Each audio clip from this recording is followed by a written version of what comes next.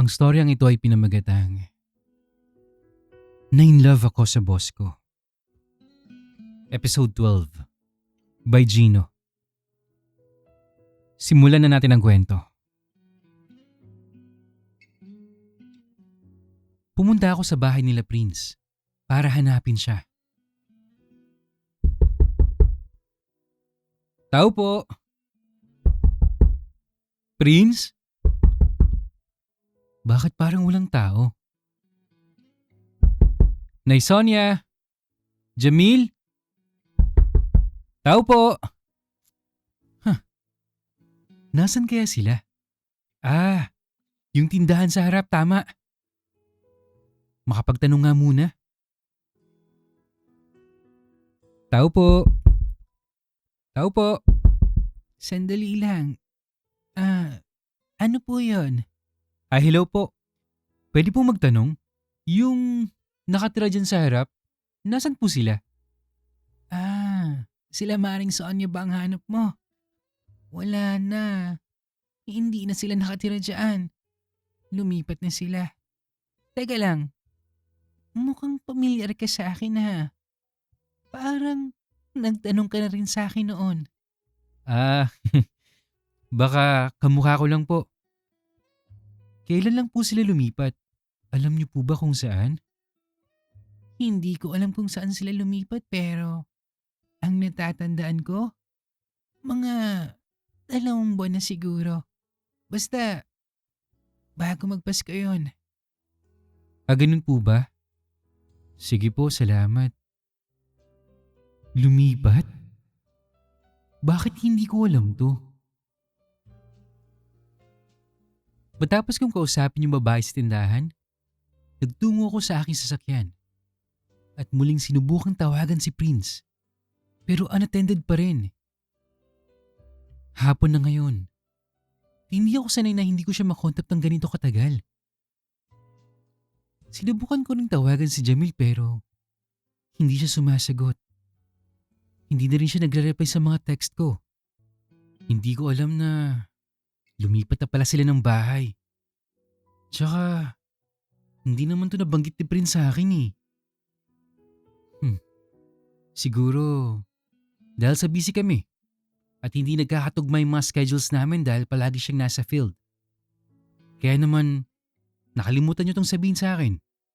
Tama, yun nga. Ayokong mag-isip ng masama. Alam kong wala lang to. At alam kong hindi ako iiwan ng mahal ko. Tama.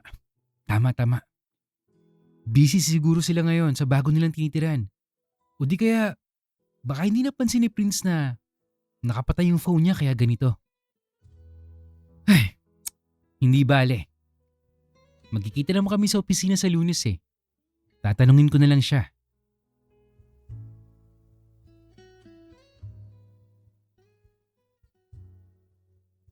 Kinabukasan, araw ng linggo, nakatanggap ako ng mensahe sa daddy ko at pinapauwi niya muna ako sa QC.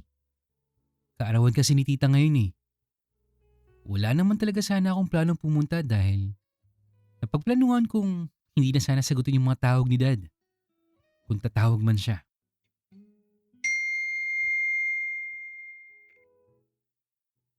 I know you're reading this, son. Be here at 6 p.m. tonight. It's your tita's birthday. We'll be waiting for you. Asar! Pwede naman kayo mag-celebrate nung wala ako eh. No choice na naman ako. Grabe. Wala pa rin talagang reply si Prince hanggang ngayon. Tapos naka-off pa yung phone niya. Baka nag-outing sila. Pero, bakit hindi nila ako in-invite? Baka naman, naiwala niya yung phone niya. Nasaan ka na ba kasi mahal ko? Prince, miss na kita. Nagtungo ako sa QC ng maaga para hindi masyadong halata na ayaw kong pumunta. May ikipag-bonding na lang sana ako sa half-sister kong si Mika dahil close naman kami kahit papano. Meron din akong bit-bit na pang-opisinang damit dahil doon ako magpapalipas ng gabi. Tapos, Didiretso na ako sa opisina kinabukasan. At kahit hindi ko natutunang mahalin si tita, may dala akong regalo para sa kanya. Shoulder bag na mamahalin. Dahil mahilig siya sa mga ganito. Fast forward tayo sa bahay nila Cairo sa QC. Oh Cairo, nandyan ka na pala. How was your trip? Hindi ba traffic? Pagbati ni tita sa akin nang makarating ako ng bahay. Sabay beso-beso. Nope, it's Sunday. Was able to get here smoothly. Happy birthday, tita. Here, I have gift for you. Hindi ko na binalot I hope you like it. Really? This is for me? Thank you. Oh, this is so nice. You still remember that I love nude colors. I appreciate it, Cairo. Siya nga pala. Nagluto ako ng paborito mo. I can't decide whether beef caldereta or chicken afritada, so I made both. Hindi na sana kayo nagabala pa, tita. May catering service naman eh. Kilala kita, Cairo. Ihigan ka sa pagkain. I took care of you for how many years? Thank you, tita. But honestly, I have learned to eat many things now. Kumakain ako ng tortang talong and even dried fish. Talaga? What a surprise. How did it happen? My secretary. He eats those kinds of food and he shares them with me. Oh, Prince, right? I heard good things about him from your dad. He's a pretty good-looking boy, don't you think? Your sister even has a crush on him. What? Crush ni Mika si Prince? I think so. She told me about it when we were at the main branch one day to visit your dad. Prince was there to fix something sa graphics. Or I don't know, but he was there. When your sister saw him, she was like all over the place following him all day. Where's Mika? Loko talaga yun, no? In her room. She's so excited to see you, Cairo. Crush? Nako, kung di lang kita kapatid Mika, titirisin talaga kita. Pagkatapos ng birthday party ni tita, dumiretso na ako sa room ko at natulog. Dahil babiyahe pa ako ng maaga papuntang Cavite bukas. Hanggang ngayon, hindi pa rin ako pinapansin ni Prince. Medyo nag-aalala na ako at nagtatampo. Pero alam kong may dahilan kung bakit nangyari to. At kung ano man yun, handa ako siyang intindihin. Miss na kita, mahal ko. Excited na akong makita ka bukas. Excited na akong makita kong muli yung mga ngiti mo. Yung mayakap ka at mahaggan. Alas 5 ng umaga nang umalis ako sa bahay sa QC at nagtungo sa branch ko sa Cavite. Ang dami nang tumatakbo sa isipan ko, gaya ng kung gaano kasaya si Prince na makita ako. Ang pogi niyang boyfriend. Yun bang pagpapanik niya ng konti? Sa tuwing dumadating ako sa opisina. Yung mga pamimiloso po niya sa akin. Yung buhok niyang gustong gusto kong amuyin para malaman ko kung nag-shampoo ba siya. Yung amoy ng balat niya na napakabango. Yung mga baon na dala niya na lagi niyang ibinibida sa akin. Yung sa tuwing dadalhan niya ako ng kape. At yung turon ni Prince. Yung turon syempre. Hindi pwedeng mawala yun sa listahan. Sobrang excited na ako. Habang nasa loob ng elevator paakyat sa 5th floor. Kung saan naroon ang office ko at ang station ni Prince. Hindi na ako makapag-antay. Nai-imagine ko na yung mukha ng mahal ko kapag nakita niya ako ngayon. At sobrang miss ko na siya. Grabe. Ilang araw lang kami hindi nagkita at ganito na yung pakiramdam ko.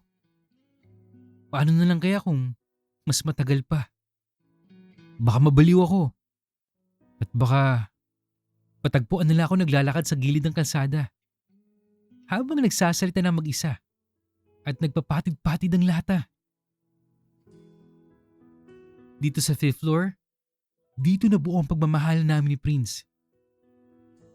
Nagsimula kami na lagi ko siyang sinusungitan at pinapagalitan.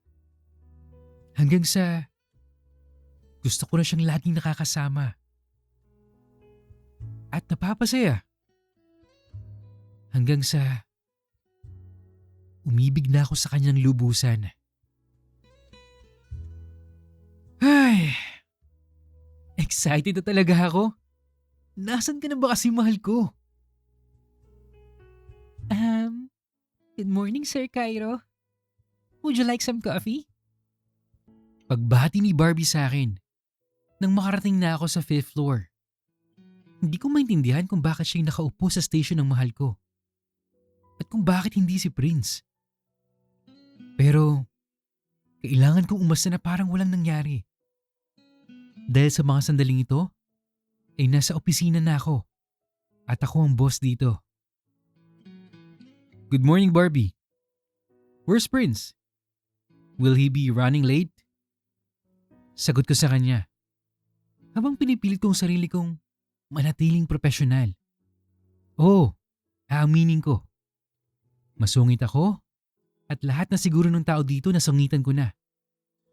Pati na tong si Barbie. Matagal na siyang nagtatrabaho sa pamilya namin. At kilalang kilala na niya ako. Siya ang secretary ng dad ko. At naging kanang kamay sa lahat ng bagay. Pinahiram muna siya sa akin ni dad para gabayan ako sa branch ko. Hanggang sa makayanan kong i-manage ito ng mag-isa. Hindi ko na nga alam kung ano ba talaga yung posisyon niya sa opisina. All around si Barbie. Pwede kahit saan mo ilagay. Pwede maging secretary, sa HR, sa payroll, kahit nga siguro ilagay mo siya sa kantin. Matatrabaho niya yun ng maayos. Lahat alam niya. Pero alam niyo ba kung saan siya pinakamagaling? Ito ang magtago ng sekreto. Lahat ng sekreto ng dad ko o ng buong Villanueva Incorporated, pinagkakatiwala sa kanya. Sir Cairo?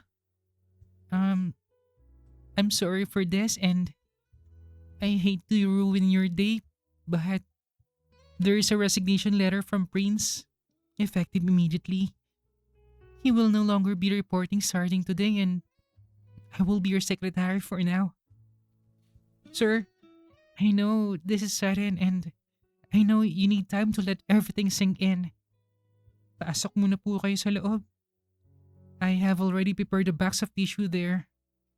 If you need a coffee or anything, just let me know. I'll just be here in the station po. OMG! Hihimatayin ako. Hihimatayin ako. This is it. This is really is it. The moment of truth. Ano daw? Resignation? Nagpapataw ba to? Ang aga-aga para magbiro Hindi totoo to. Hindi ako magagang iwan ng mahal ko, no? What are you talking about, Barbie? This is not a good joke. Sir, I wish I was joking, but I'm not. Now, if you don't mind, I have many things to do, sir. Pasok na po sa loob, sir. At pakibasa na lang itong resignation ni Prince.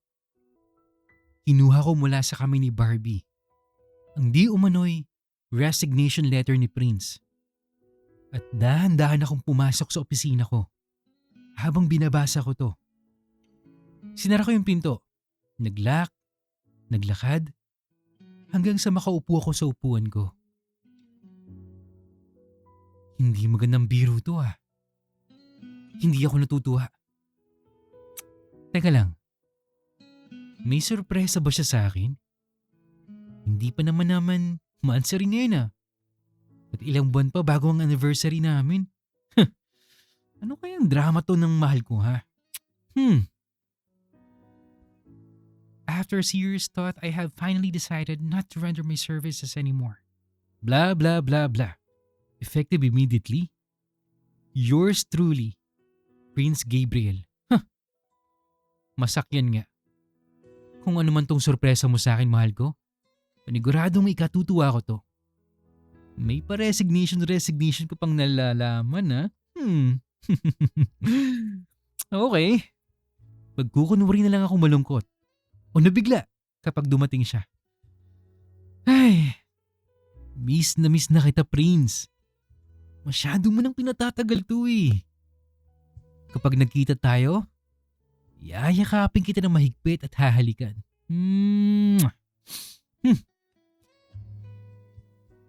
Hindi ko nagawang paniwalaan ang binalita sa akin ni Barbie.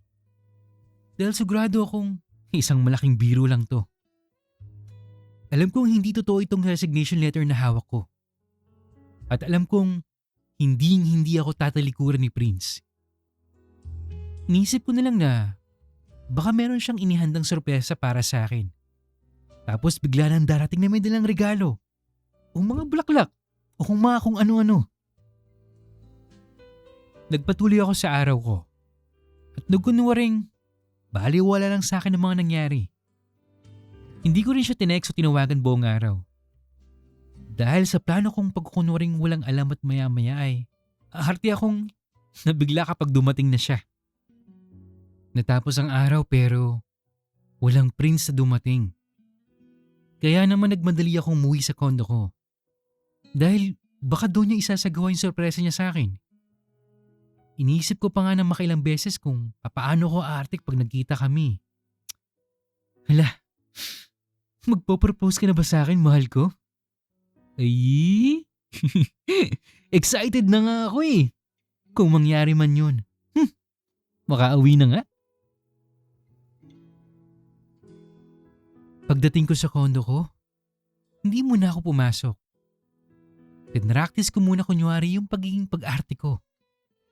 Pero, nang binuksan ko ang pintuan at pumasok sa loob, wala akong Prince na dadatnan.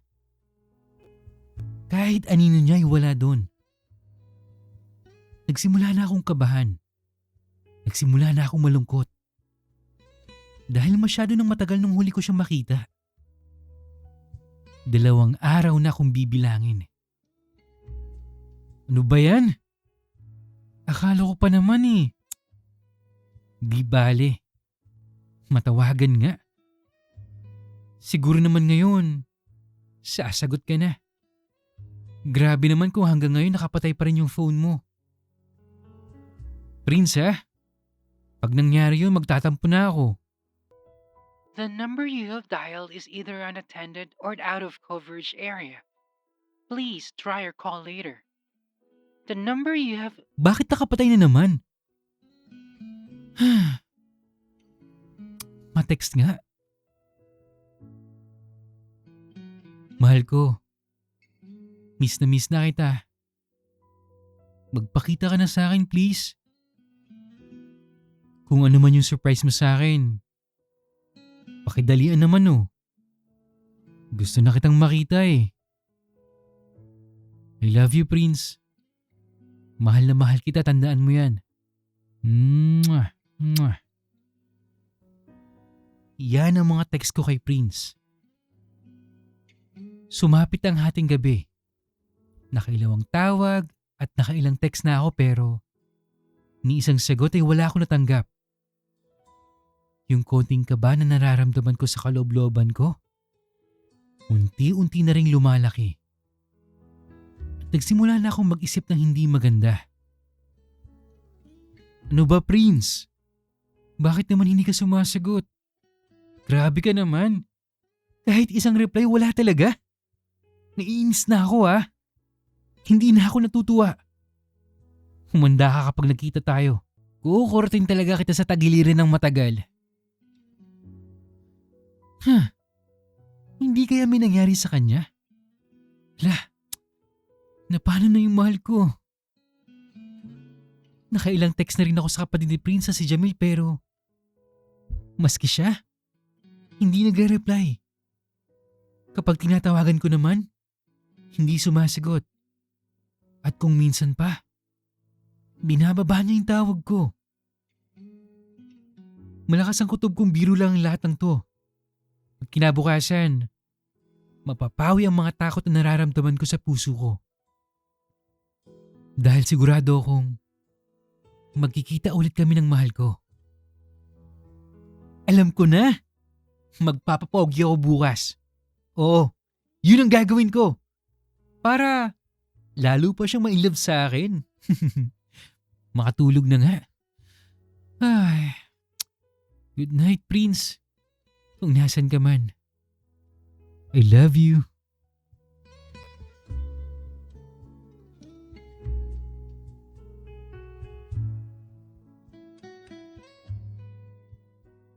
Kinabukasan, si Barbie ulit ang nakaupo sa station ni Prince. At umarte ulit akong parang walang pakialam. Ikatlong araw na ngayon. Araw ng Martes magmula nung huli kong makita si Prince. Pagsapit ang 6:00 ng gabi, nagmadali ako umuwi at umasang nandun siya sa kondo ko. Pero wala. Naulit ito hanggang Miyerkules at Huwebes at parang na akong mababaliw. Biyernes ng umaga. Pagdating ko sa opisina, hindi ko na nakaya nang itago pang nararamdaman ko. Nang mapansin ko si Barbie ulit yung nakaupo sa station ni Prince. Pumasok ako sa loob ng opisina ko. Nag-isip at unti-unti ko naiintindihan ang totoong nangyayari. Kahit masakit, kailangan kong harapin at tanggapin.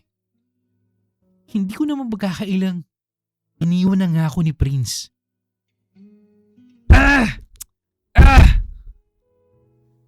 Nasaan ka ba kasi? How could you do this to me? Lahat ng bagay na nakapatong sa table ko, nagsiliparan.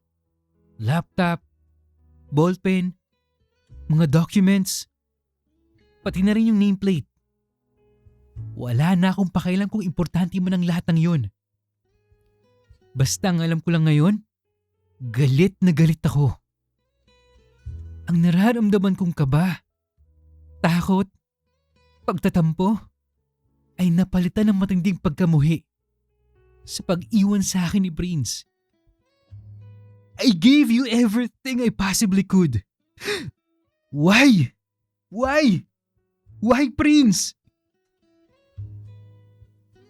Matapos kong itapon ang lahat ng hawakan ko, sinimulan kong sipain ang table ko, ang upuan, lahat.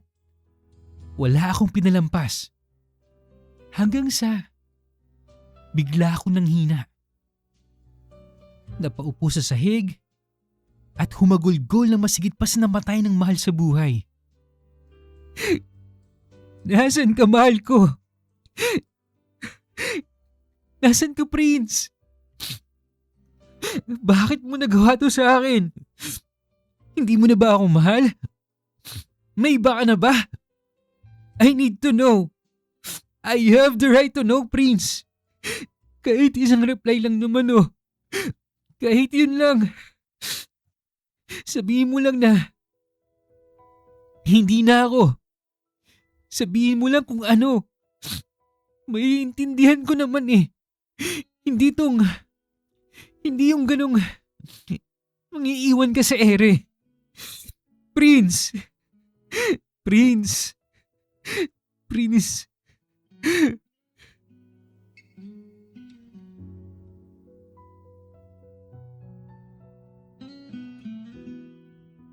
Makalipas ang ilang oras.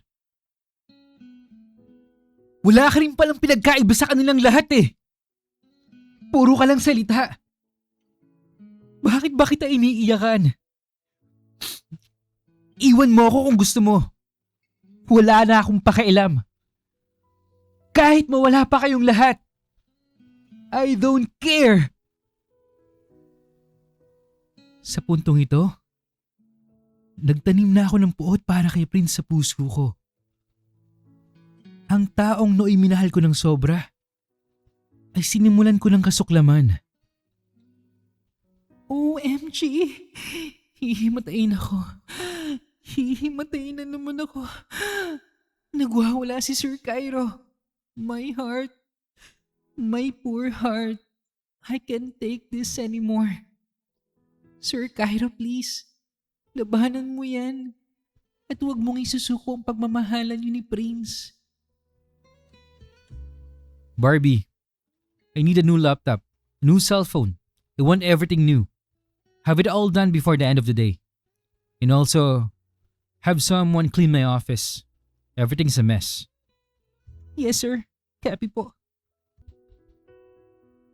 Matapos kong bigyan ng utos si Barbie, lumabas na muna ako ng opisina upang magpahangin at para na rin makatakas sa kahihiyang iniwan ko. Hindi na makilala ang opisina ko dahil halos lahat ng nasa loob nito. Winasa ko na ng dahil sa galit ko kay Prince. Nagpunta na muna ako sa harapan sa may parking area. At nung akma na bubuksan ko ang pinto ng aking sasakyan, bigla naman dumating sa sasakyan ni Dad. Imbes na pumasok, sinarado ko muna ang pinto at inantay na makapag-park si Dad ng maayos dahil sasalubungin ko siya. Hindi madalas mangyari to dahil pumupunta lang si Dad dito sa branch ko kapag may mga nagawa akong kasalanan o di kaya kapag merong urgent na kailangan pag-usapan. Medyo hindi magandang itsura ko ngayon dahil yung ibang butones ng polo ko ng suot ay natanggal na. At saka yung mga mata ko naman, namamaga at pulang-pula dahil sa kakaiyak. Alam kong masasabon ako ni Dad kapag nakita niyang ginawa ko sa aking opisina. Pero bahala na. Haharapin ko siya. Dad, sorry. I was about to go out for a while eh. No worries, son. Here, I brought you a new laptop from the main branch. I heard you destroyed your office. Are you going to destroy your life as well? Hindi tulad ang inaasahan ko. Hindi galit ang tono ng pananalita ni Dad sa akin. Ang boses niya ay boses ng isang amang nag-aalala para sa kanyang anak. At nararamdaman ko yun. Dad, are you going to kick me out? Why would I do that to my son? We are at very critical stage right now. So I need you to focus. Come with me inside. Sinundan ko siya papasok sa building hanggang sa makarating kami sa 5th floor. At imbes na pumasok kami sa opisina ko, doon kami dumiretso sa meeting area na nasa opposite side lang kaharap ng office ko. Bali itong meeting area, opisina ko, station ng secretary, pantry area, at banyo lang ang nasa floor na ito. Yung ibang employees naman, kabilang na si Barbie ay nasa 6th floor. 2 tao lang talagang lagi nandito. Ako at ang sekretary na nooy ginampanan ng mahal ko. Si Prince. Barbie, if you could prepare a cup of coffee please. I need to talk to my son alone. Give us 5 to 10 minutes. Of course, Sir Ace. Make it 2 Barbie please. Sure, Sir Cairo. I'll excuse myself for a moment. Are you okay my son? I should be, Dad. What brings you here? I wanted to check on you and discuss some important matters. I'm okay, Dad. What do we need to discuss? You look devastated, son. Do you need a time off? I can have Barbie take over if you need to. You know, move on. There's nothing that I need to move on from, Dad. Don't lie to me, son. I know that feeling. Did you really have a relationship with Prince? Will you be mad at me, Dad, if I say yes? Of course. Having a relationship with your secretary is wrong and you know that. I have nothing against you having a relationship with another guy, if that's what you really are. But your secretary? Seriously, Cairo? Come on. Well, apparently, Dad, we're no longer in a relationship. He's gone. I should be fine, Dad. Okay, son. This is very important. Duke Gabriel is away with his nephew, but our deal with him will continue. They are in Singapore right now. They will stay there for 3 years. I will leave this in your care and we'll proceed with the Luzon project as agreed. So, how do we contact DK Holdings from here, Dad?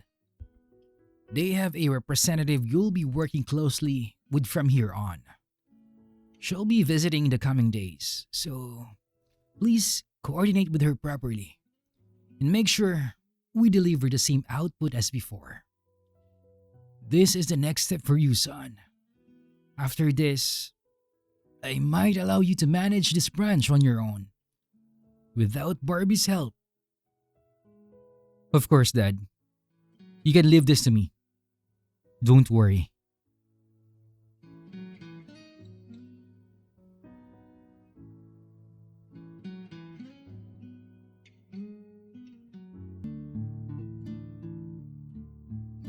Okay. Grabe yung episode 12 guys, no? Medyo hina-high blood ako kay Prince eh. Naiinis ako sa kanya dito sa episode na to. Dito talaga sumabog lahat ano. Yung pacing, build-up, at yung emotional payoff. Solid eh. Ramdam na ramdam yung spiral ni Cairo mula confusion, denial, yung hope, panic, galit, tapos heartbreak. Hindi siya biglaan. Dahan-dahang piniga yung emosyon hanggang sa sumabog siya. Prince, bakit naman kasi ganon? Bakit? Maling-mali eh, walang justification ang bigla ang pagkawala nang walang paliwanag. Lalo na sa isang relasyon na ganito kalalim.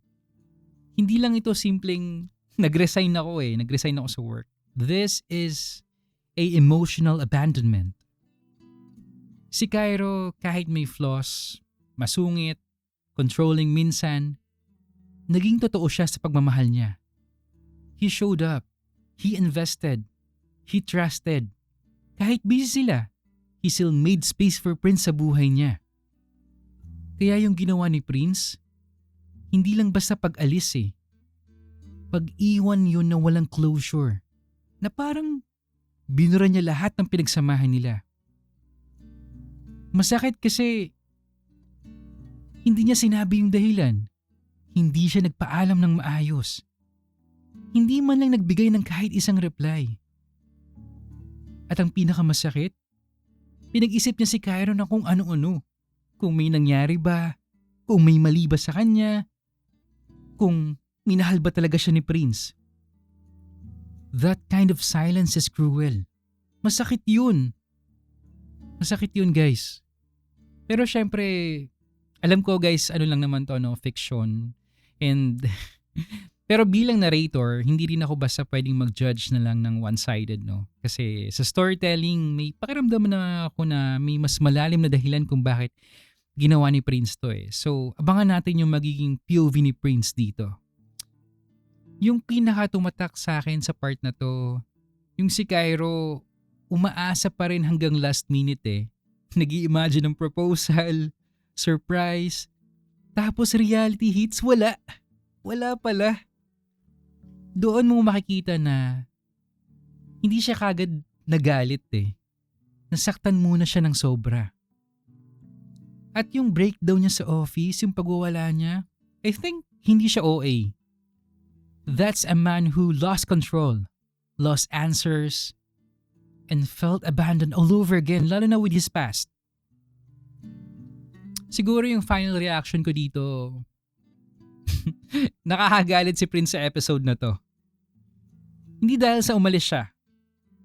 Kung hindi dahil hindi niya binigyan ng pagkakataon si Cairo na maintindihan kung bakit.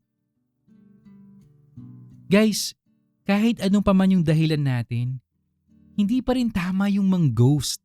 Kung isa ka sa mga taong sanay na mang-ghost, mag-isip ka muna. Paano kung sa'yo gawin to? 'Di ba? Masakit din yun. Kung ayaw mo na, sabihin mo. Ipaliwanag mo kahit konti. Magpaalam ka ng maayos. Hindi naman kailangan perfect yung dahilan eh. Ang kailangan lang yung totoo. Kasi yung taong iniwan mo, maghahanap ng sagot yan sa sarili niya eh. At minsan, sarili niya yung sinisisi niya kahit wala naman siyang kasalanan. Kung may pinagdadaanan ka, kung kailangan mong umalis, fine, umalis ka. Pero wag mong gawing multo ang sarili mo sa buhay ng iba. Dahil sa dulo, mas okay nang masaktan sa katotohanan kaysa mabaliw sa walang kasagutan.